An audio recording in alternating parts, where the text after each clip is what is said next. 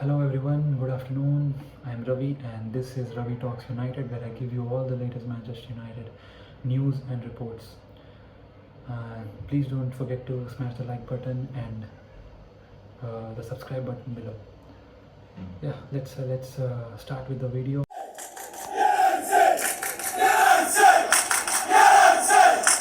This current video is about the current managerial situation at Manchester United, and as we all know that Erik Ten Hag is under immense pressure right now. And if I scroll through social media, all I can see is Erik Ten Hag out, he's out of his depth, he spent 600 million. I'll just break down all those points one by one, and I will let you know that I'll give you my opinion on this, and I will tell you that why changing the manager does not solve anything at Manchester United. Now, first of all, let's go a decade back when Sir Alex Ferguson retired, and we've had some 5-6 managers after that, if I count correctly. We appointed David Moyes, who was obviously out of his depth because a club with the magnitude of Manchester United was never his cup of tea, so he failed miserably, obviously. Then LVG came in, who did a good job, and definitely I think, in my opinion, he deserved a third season. And as usual, because of lack of patience among our fan base, among the board, which was Woodward was in charge. Ed Woodward was in charge. That was a complete shambles in itself. So I'm not going to get into detail with that, because now we have Ineos, who are definitely making much better decisions than the Glazers and Ed Woodward. So then Jose Mourinho came in. Definitely Jose Mourinho was a very good coach. We won 3 trophies. Definitely he also deserved third season, but he was not given a third season, again because of impatience among the fan base and the board. And that is the one thing that I would applaud Ineos on, because they decided to stick with Erik Ten Hag. Even when I know the league position last season, we finished 8th, and that is nowhere near good enough for Manchester United. And I agree to that. But the thing is, changing the manager is the easiest thing to do, because obviously you have to just remove one person and then bring another person in. But what we have done for the past decade is, we appoint a manager, we back him, then we give him all his players. Then after 2 seasons, when things start to go wrong, there is media backlash, and then the fan base starts shouting that manager out, and then we sack that manager too. Then again a fresh manager comes in. Then again, because now the new manager does not want the signings of the previous manager, because now they want their own players, then again the project restarts. And this cycle has been continuing for the past decade.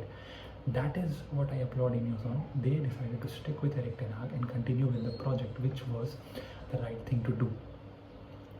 Now I know the current league start is not good enough. Obviously, as Manchester United, we have standards. The current league position, 14th, nowhere near good enough. But Erik Ten Hag is a good coach, and so far in all the matches that we have played, I have seen for 30 minutes, 45 minutes, definitely not for 90 minutes, and that is the main problem. And lack of goals, that is one of the main reasons as well. But we cannot just solely blame the manager. I have heard that his in-game management is horrible, his substitutions are horrible, and when things are not working, nothing is working. That does not mean that the manager is a good manager or a bad manager. Overall, I think we should judge him overall. And if I judge him overall, one season we were very good. I think he inherited the worst Manchester United squad in history, and then we finished 3rd and we won a trophy. Last season again we won a trophy. 2 seasons, two trophies, like Erik Ten Hag also keeps saying in his press conferences, which now has started to get irritating. But that is the truth. He has won 2 trophies in 2 seasons. And I believe we should definitely stick with Erik Ten Hag, because he is the right man to carry Manchester United forward. And the point is, there is a much deeper problem at Manchester United, because I think the lack of players' mentality. The mentality is shit of the players. The moment we concede a goal, their heads drop down. and it's like we can't we start misplacing 5-yard passes. Now that is not on the manager. That is not on the manager in any way, shape or form. That is on the players. If you can't, all these players are on 300, 350k per week. Jadon Sancho, who left Manchester United, he was on 350k a week. Marcus Rashford is on 350k a week. If you can't do the simple things right, you cannot blame the manager for that, because that is not the manager's fault. That is the player's problem. And one thing that we have seen a pattern is we have consistently been changing managers, but the players have been more or less the same.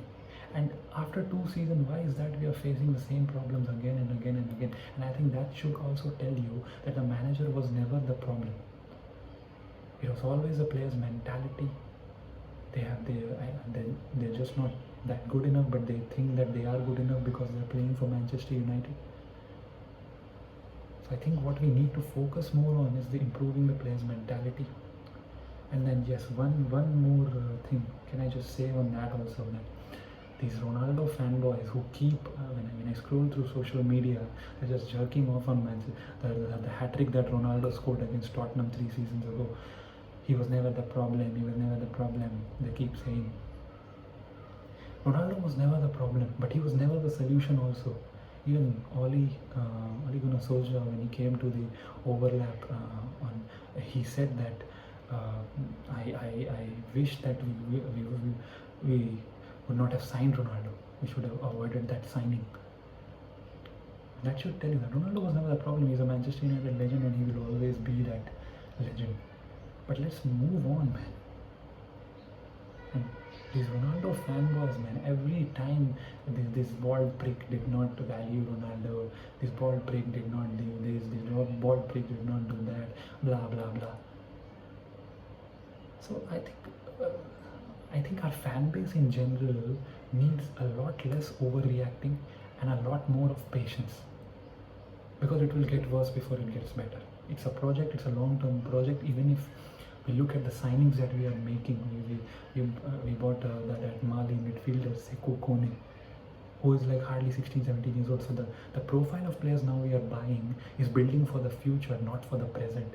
There are no short-term solutions for the problems that we have. So yeah, anyway, that's my opinion on this current Erik Ten Hag situation. Please do not forget to like the video, hit the subscribe button below, and I'll see you on the next one.